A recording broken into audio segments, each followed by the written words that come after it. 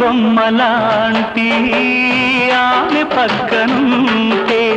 పగలే వెన్నెలనే కురిపిస్తా నీడలాగా నాతో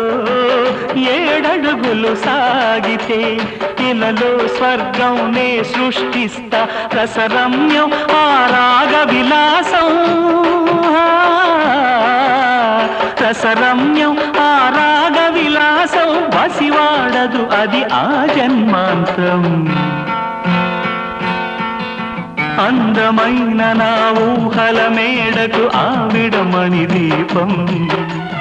అంది అందని నాశలకు ఆమె ప్రతిరూపం ఆ తలపే నా ధ్యానం ఆ అభినవ దేవత నా ప్రాణం